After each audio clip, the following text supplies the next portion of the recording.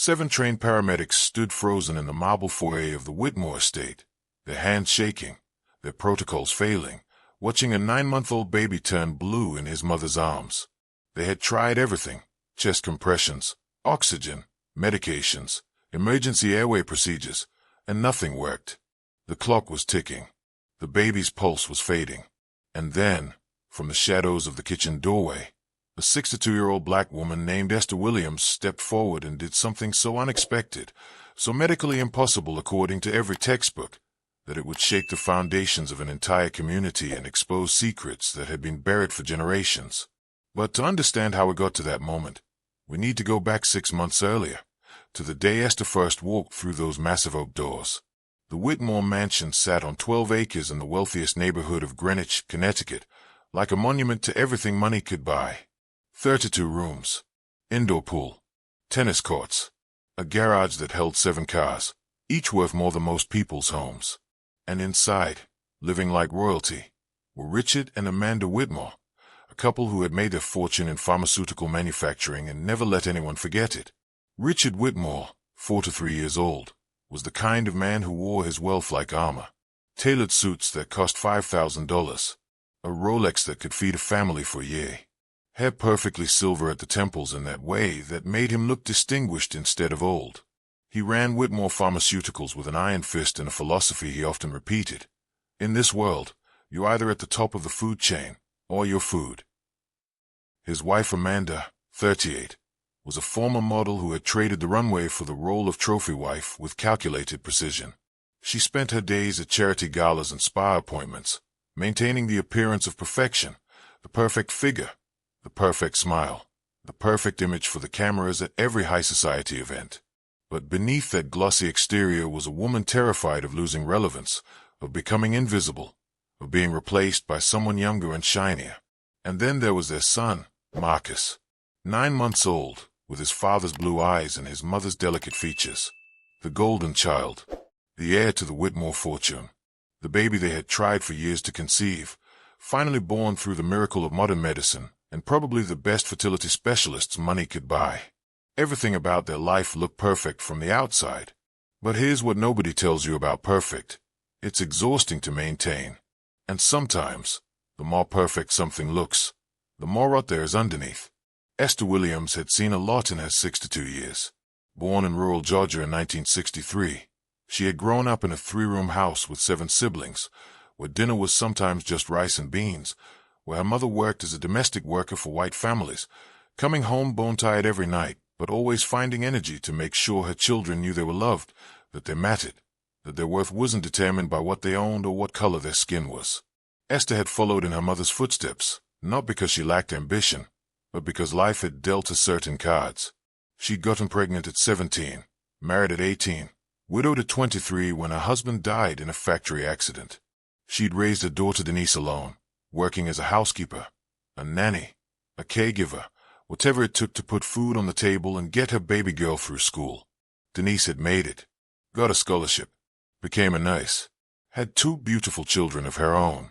And Esther, she kept working, kept serving, kept showing up in the homes of people who often saw her but never really looked at her. When she arrived at the Whitmore estate that September morning for her interview, the butler, yes, they had a butler, an older white man named Jeffrey who spoke with a fake British accent, led her through hallways lined with artwork that probably cost more than she'd earn in her lifetime.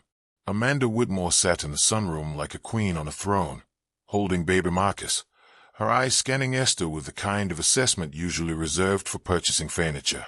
Esther Williams, Amanda said, reading from the agency file. 35 years of experience. References from 12 families. You've certainly been around. Yes, Esther said quietly, keeping her eyes respectful but steady. She had learned long ago how to navigate these spaces. Be professional, be humble, but never be invisible. I've been blessed to work with many wonderful families. And why did you leave your last position? The children grew up.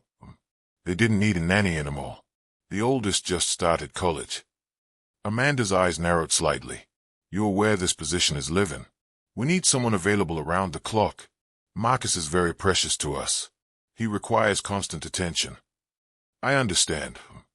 We had a nanny before, Amanda continued, and something flickered across her face. Annoyance? Anger. She didn't work out. She was unreliable. I need someone who understands their place, who doesn't overstep boundaries. This is our son. Our family. You're here to work, not to become part of the family. Are we, Clay? Esther nodded. She'd heard variations of this speech before. The invisible line some employers needed to draw. The reminder that no matter how much time you spent in their home, no matter how many intimate moments you witnessed, you were still just the help. Crystal clear. Amanda studied her for a long moment, then glanced at Marcus, who had started to fuss. She jiggled him awkwardly, clearly uncomfortable with the baby's cries. Can you make him stop? Esther stepped forward, her hands gentle as she took Marcus. She adjusted his position, supporting his head, swaying in that subtle rhythm that came from decades of experience. Within seconds, Marcus quieted, his small hand grasping her finger. You start Monday, Amanda said, standing abruptly. Jeffrey will show you to your room. Salary is what the agency quoted. You'll have Sundays off, 9 to 5. Don't be late. And just like that, Esther Williams became part of the Whitmore household. If you think this is just another story about a rich family and their hired help, stay with me. Because what Esther discovered in their house over the next 6 months would reveal something far more disturbing than simple class divides. The first week was adjustment. Learning the house's rhythm. Learning Marcus's schedule. Learning to navigate around Amanda's moods, which changed like weather patterns, sunny and pleasant when friends were visiting, cold and critical when it was just the staff. Esther's room was in the back wing of the house, small but comfortable, with a view of the gardens. She had a private bathroom and a small television. By some standards, it was nice. By others, it was exactly what it was: servants' quarters, separated from the main house by more than just walls. But Esther didn't complain. She had learned long ago that gratitude and grace were more powerful than resentment. She did her job with excellence, feeding Marcus, changing him, playing with him, singing him soft songs that her own grandmother had sung to her mother, that her mother had sung to her, that she had sung to Denise. Marcus thrived under her care. He smiled more, slept better, hit his developmental milestones right on schedule. And that's when Esther started noticing things. Small things at first. The way Amanda would pick up Marcus for photos, all smiles for Instagram, then hand him back to Esther the moment the camera was off. The way Richard barely acknowledged his son existed unless business associates were visiting. And then suddenly Marcus became a prop. Look at my boy. He's going to take over the empire someday. But there were other things too. Stranger things. Like the fact that Amanda kept Marcus's medical records locked in a safe in her office. Like the hushed phone calls Amanda would take behind closed doors, her voice sharp and anxious. Like the way Dr. Harrison, the family pediatrician, would visit the house instead of having them bring Marcus to the office, which Amanda explained as convenience for our schedule. But something about it felt off. Esther told herself she was imagining things. Told herself it wasn't her business. Her job was to care for Marcus, not to question the family's choices. But then came the incident with the formula. It was a Tuesday morning, early November. Esther went to prepare Marcus's bottle and found that they were out of his usual formula. She checked the pantry, nothing. Checked the storage room, nothing. Mrs. Whitmore, she called, finding Amanda in her dressing room. We're out of Marcus's formula. Should I run to the store? Or did you want to order the special kind you usually get? Amanda's face went pale. What do you mean we're out? The containers in the pantry are empty. That's impossible. I just had Jeffrey. She stopped, pressed her fingers to her temples. Fine. Use the backup. Top shelf of the pantry, left side. The blue container. Esther went back to the pantry. She found the blue container. But when she opened it, the formula inside looked different from what they usually used. Different texture. Different smell. And there was no label on it. Just a handwritten note taped to the lid. Marcus, special formula, Dr. H. Something cold slid down Esther's spine. She prepared the bottle anyway, because what else could she do? But she watched Marcus carefully after he drank it, and she noticed something she'd been too busy to notice before. After every feeding with this particular formula, Marcus would get drowsy. Not normal baby tired. Deep, heavy sleep. 4 hours. That night, she couldn't shake the feeling that something was wrong. She lay in her small room, staring at the ceiling, and thought about her daughter Denise, who was a pediatric nurse. Denise would know if this was normal. Denise would know if Esther was just being paranoid. But Esther couldn't call Denise with concerns about her employers. That crossed professional boundaries.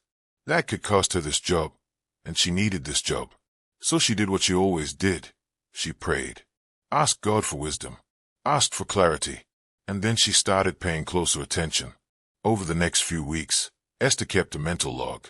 Every time Marcus had the special formula, he slept for 5, 6, sometimes 7 hours straight. His wake windows were shorter. His engagement was lower. He was meeting his milestones, but just barely, as if he was always a little bit sedated. When he had the regular formula, which they used whenever guests were coming, or when Amanda needed Marcus to be a light for photos, he was completely different. Bright, engaged, reaching for toys, babbling. Esther's suspicions grew roots. She started to notice other things too. The way Amanda would sometimes look at Marcus with something that wasn't quite love. It was more like assessment, calculation. The way she talked about him to her friends. Yes, he's finally here. Can you believe it? After everything we went through. He's our miracle baby. Worth every penny. Worth every penny. That phrase stuck in Esther's mind like a thorn.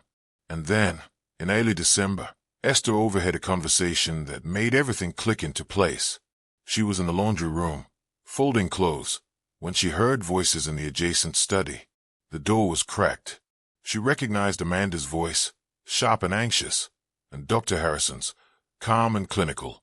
You need to be more careful with the dosage, Dr. Harrison was saying.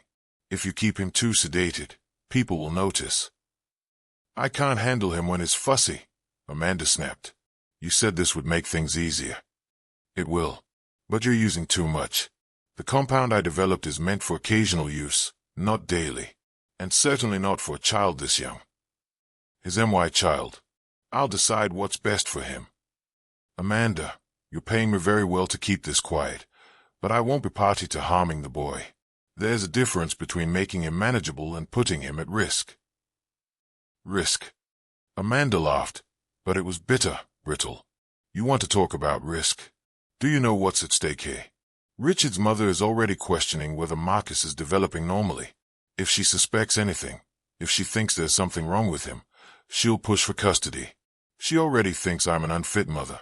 This baby is the only thing keeping me relevant in this family. The only thing keeping Richard from trading me in for a younger model. So forgive me if I need a little help managing him. Esther's hands had stopped moving. She stood frozen, a towel half-folded in her grip, barely breathing. I'm adjusting the formula, Dr. Harrison said. Less sedative. More vitamins to compensate. But Amanda, you need to actually bond with him. Actually be his mother. This can't just be about appearances. That's what I pay the nanny for. If you're feeling sick to your stomach right now, imagine how Esther felt. This woman was drugging her own baby, keeping him sedated so she wouldn't have to deal with normal infant behavior, using her own child as a prop to maintain her lifestyle. And the doctor, the person who had taken an oath to do no harm, was helping her. Esther wanted to scream, wanted to march into that study and confront them, wanted to call the police, call Child Protective Services, call someone who could stop this. But she knew how the story went. She was a black woman working as domestic help in a white millionaire's home. If she made accusations without proof, who would believe her? Amanda would call her unstable, fire her, probably ruin her reputation, so she'd never work in this field again. No. If she was going to do this, she needed to be smart, strategic. She needed evidence that couldn't be denied. That night, Esther called her daughter. Denise, she said quietly. Her door locked, her voice barely above a whisper. I need your help with something, and I need you to not ask too many questions right now.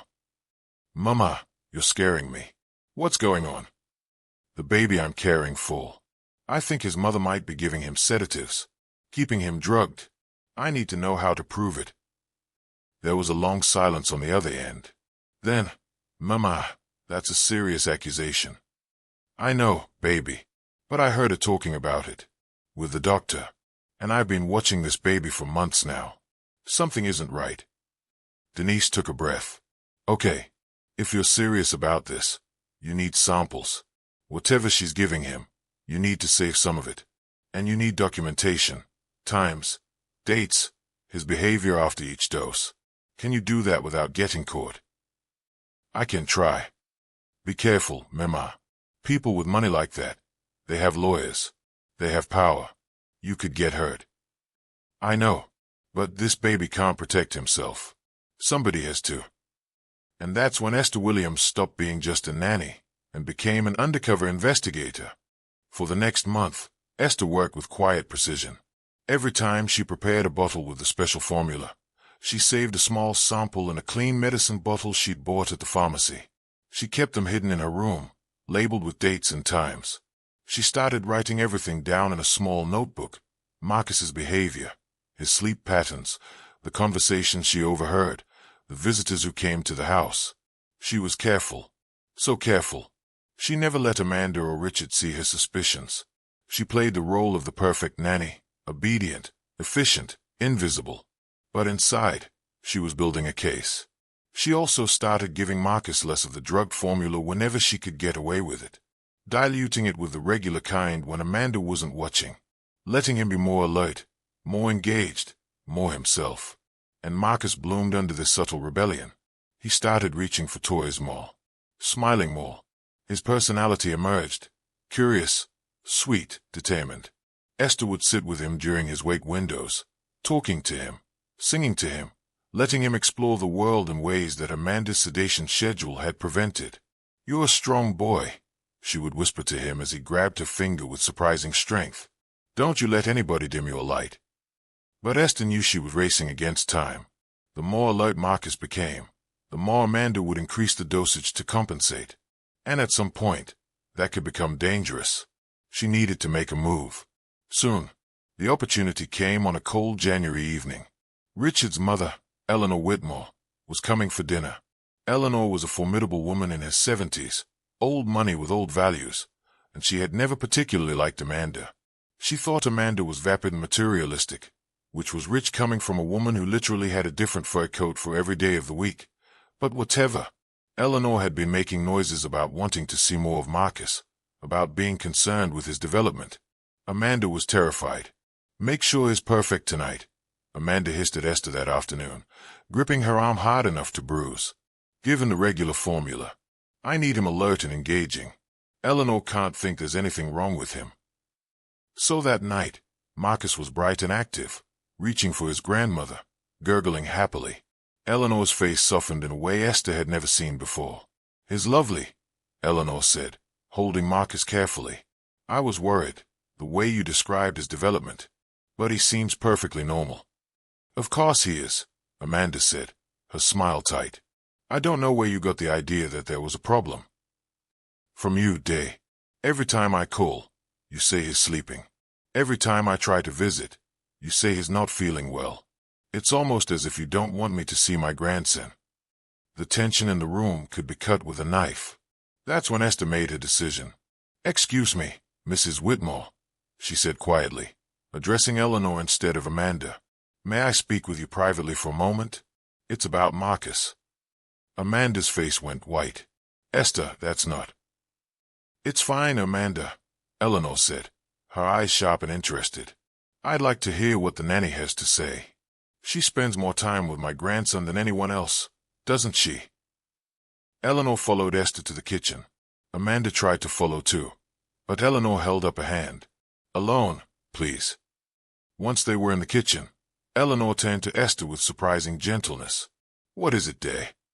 Esther took a breath. This was it. No going back after this. "Mrs. Whitmore, I need to show you something. But before I do, I need you to promise me that you'll protect Marcus. Whatever happens to me, whatever accusations get made, you'll make sure he's safe." Eleanor's expression shifted from curiosity to alarm. "What are you saying?" Esther retrieved her hidden notebook and the formula samples from where she'd stashed them in the pantry. She laid them on the kitchen counter. "Your daughter-in-law has been drugging Marcus, keeping him sedated. I have proof." And then she told Eleanor everything. The overheard conversation, the special formula, the patterns she'd documented, the samples she'd saved. Eleanor's face went through a transformation. Shock, disbelief, fury. Her hands shook as she picked up the notebook, reading through Esther's careful notes. This is monstrous, Eleanor whispered. I know. I wanted to go to the police, but I was afraid no one would believe me. I'm just a help. But you have power. You can protect him. Eleanor looked at Esther with new eyes. You risked your job for this. Your livelihood. Why? Esther's voice was steady. Because he's a baby. Because he can't speak for himself. Because somebody had to. Eleanor straightened her spine, and Esther saw where Richard had gotten his steel. I'm calling my attorney. Tonight. Amanda will never touch my grandson again. And that's exactly what she did. Within 3 days, Eleanor had secured an emergency custody order. The formula samples were sent to a lab for testing. Dr. Harrison, when confronted with the evidence, broke down and confirmed everything, claiming he'd been pressured by Amanda but ultimately accepting his culpability. The results were damning. The special formula contained a benzodiazepine compound, modified to be gentler but still powerful enough to sedate an infant for hours. Long-term use could have caused developmental delays, dependency, and in high enough doses, respiratory depression. Amanda Whitmore was arrested and charged with child endangerment and reckless endangerment. Dr. Harrison lost his medical license and faced criminal charges. Richard, who claimed he'd had no idea what his wife was doing, and the investigation found no evidence to contradict that, filed for divorce and custody. He was devastated, angry, and from what Esther could tell, genuinely remorseful that he'd been so focused on work that he'd missed what was happening in his own home. The media had a field day. Pharmaceutical heiress drugs own baby. $1 million mother, $0 heart. The story was everywhere. And Esther was offered a position by Eleanor to continue caring for Marcus under Eleanor's supervision, with a significant raise and the title of child care specialist instead of just nanny. But she turned it down. Why? Eleanor asked, genuinely shocked. After everything you did, everything you risked. Because Marcus needs to be with people who love him, Esther said gently. Real love. Not obligation or duty or guilt. You love him. I can see that. And his father, I think, is learning to. But me, I did my job. I protected him when he needed protecting. Now he needs to grow up in a family that sees him, really sees him, not as a prop or a problem, but as a person. And I need to go home to my own family. Eleanor's eyes filled with tears. You're a remarkable woman, Esther Williams. No, I'm just someone who believes children deserve to be safe. They hugged, a real hug, the kind that crosses all those invisible lines people draw between each other. But here's the thing, this story doesn't end there. Because 3 months later, on a Sunday afternoon, Esther was at her daughter's house, playing with her grandchildren, when she got a call from Eleanor Whitmore. Esther, I need you to come quickly. It's Marcus. Something's wrong. Esther drove to the Whitmore estate faster than she'd ever driven in her life, her heart pounding. Eleanor had full custody now, had moved into the mansion to raise Marcus there with Richard's cooperation. Things had been going well from what Esther heard through their occasional phone calls. But now, she pulled up to find chaos. An ambulance in the driveway. Police cars. People rushing. She ran inside. The scene was something out of a nightmare. Marcus, now 15 months old, was lying on the floor of the living room, his lips blue, his small body convulsing. 7 paramedics surrounded him, their faces tight with stress, their hands moving in practiced motions that weren't working. Eleanor was on her knees nearby, sobbing. Richard was pacing, shouting into his phone. Jeffrey the butler stood against the wall, his face gray. What happened? Esther demanded, pushing through to see Marcus. One of the paramedics, a young woman with her hair pulled back, looked at her with desperate eyes. He aspirated something. We can't clear his airway. We've tried everything. Suctioning, back blows, CPR, intubation. Nothing's working. There's a complete blockage, but we can't see what it is or where exactly it's lodged. If we don't clear it in the next 60 seconds, we're going to lose him. Esther's mind raced. 60 seconds. 7 paramedics, all their equipment, all their training, and they couldn't save him. But Esther had something they didn't. She had 6 months of caring for this specific child. 6 months of learning his body, his movements, his vulnerabilities. She knew Marcus had a slightly deviated septum, barely noticeable, but enough to make his nasal passages asymmetrical. She knew he favored his left side when he slept. She knew that when he was congested, the blockage always settled deeper on the right side. And she knew something else. Something she'd learned from her own grandmother, who'd been a midwife in rural Georgia in an era before hospitals were accessible to black families. A technique that wasn't in any modern medical textbook because it was old, passed down through generations of women who'd learned to save lives with nothing but their hands and their knowledge. "Let me try," Esther said. The lead paramedic, an older man with kind eyes and 3 decades of experience, looked at her like she was insane. "With all due respect, we're trained professionals." "I know this child," Esther interrupted, her voice steady despite her terror. "I know his body. Please, let me try." Maybe it was the certainty in her voice. Maybe it was desperation. Maybe it was the fact that they were out of options. But the paramedic stepped back. 30 seconds. That's all you've got." Esther knelt beside Marcus. His eyes were rolling back, his chest barely moving. She did something the paramedics hadn't. She turned him onto his right side, not his left.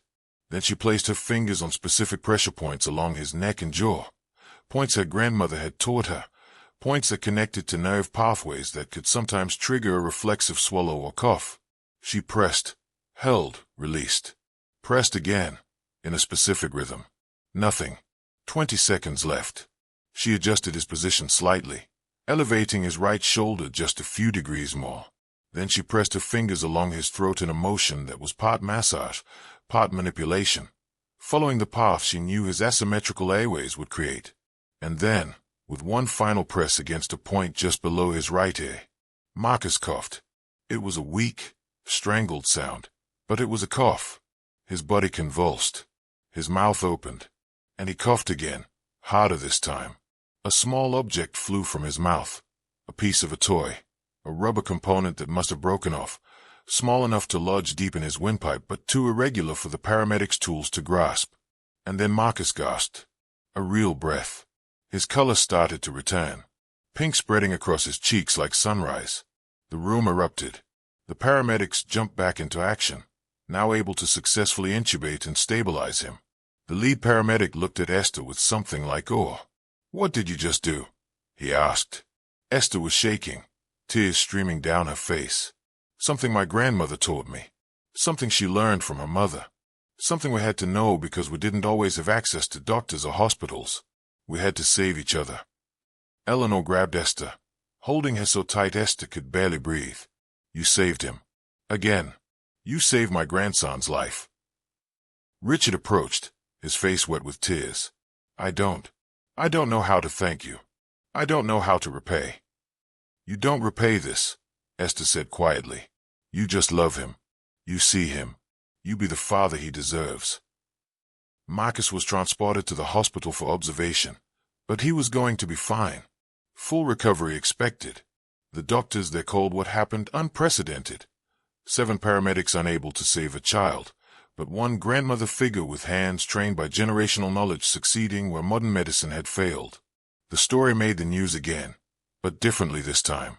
Black nanny saves millionaire's baby twice. From Medicaid to miracle, traditional healing saves child's life. When modern medicine failed, generational wisdom prevailed. But Esther didn't care about the headlines. She cared about the fact that Marcus was alive, that he'd grow up, that he'd have the chance to become whoever he was meant to be. A year later, on a warm spring evening, Esther attended Marcus's 2nd birthday party. Not as the help, not as an employee, as an honored guest. The party was small, intimate. Eleanor and Richard, working together now in a functional co-parenting arrangement. A few close family friends. Denise and her children.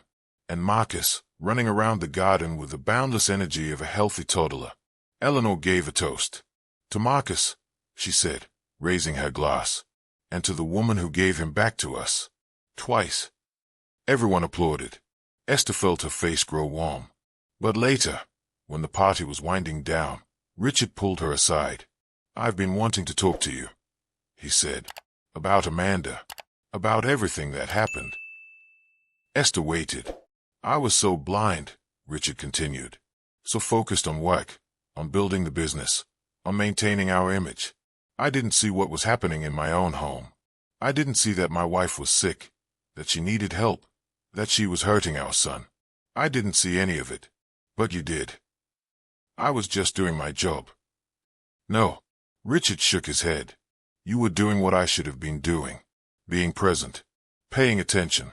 Actually caring about what mattered instead of what looked good." He paused. "I've made changes. I work less. I'm in therapy.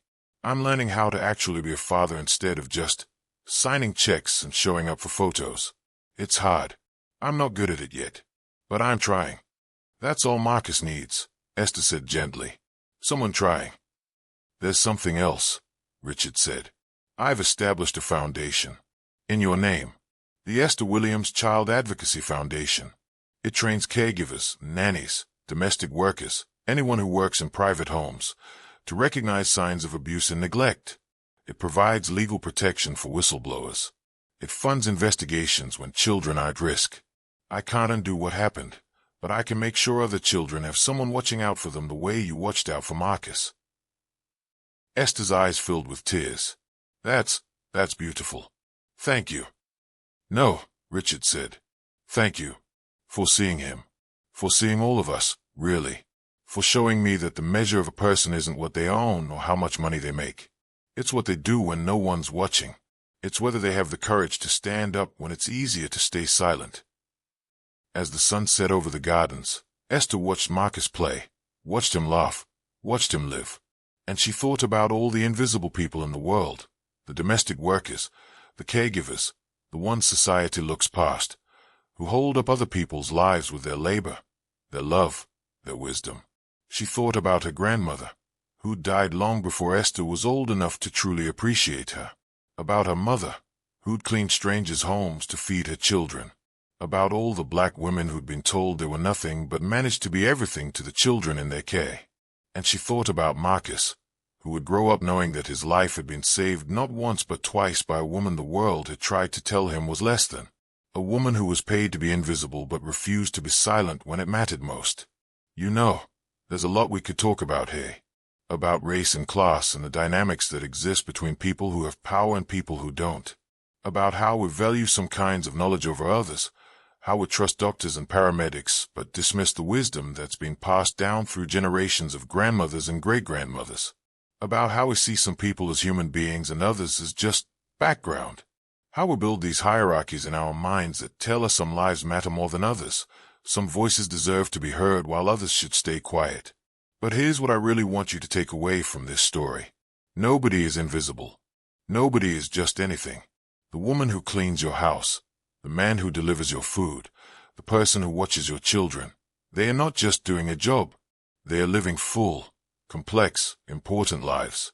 They have wisdom and experience and value that has nothing to do with their paycheck or their position. And sometimes, the person you've been overlooking is exactly the person who'll save your life. Esther Williams didn't save Marcus because she wanted recognition or reward. She saved him because she saw him, really saw him, not as an heir or a burden or a prop, but as a child who deserved safety and love.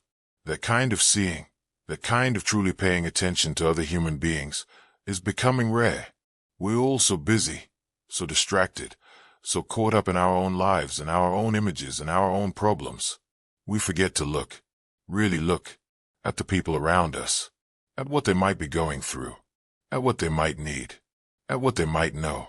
If you've ever been in Esther's position, working hard, being overlooked, having knowledge that no one wants to hear, I see you. Your voice matters. Your wisdom matters. Don't let anyone make you feel small. And if you've ever been in the Whitmore's position, so focused on appearance that you miss reality, so caught up in maintaining image that you lose sight of what's real, it's not too late. Look up. Look around. See the people in your life. Really see them. Because the person you're ignoring might be the one who saves you when everything falls apart. If this story moved you, do me a favor. Hit that like button. Subscribe to this channel if you want more stories that make you think, that make you feel, that remind you what really matters. And turn on notifications so you don't miss the next one. Leave a comment below telling me, have you ever been underestimated? Have you ever been in a position where someone saw your worth when others didn't? Share your story. This is a community where every voice matters. Marcus is 4 years old now. He's healthy, happy, thriving. He has a relationship with his father that's real and growing. He's being raised by his grandmother with love and wisdom. And he has a picture of Esther Williams on his bookshelf because Eleanor makes sure he knows who saved his life, who saw him when he couldn't speak for himself. And Esther, she's still working, still caring for children, still showing up in people's homes with quiet dignity and immeasurable value. Because that's who she is. Not a hero, not a saint, just a woman who believed that every child deserves someone in their corner, someone paying attention, someone willing to act. And in the end, isn't that what we all need? Until next time, see people. Really see them. You never know whose life you might save by simply paying attention.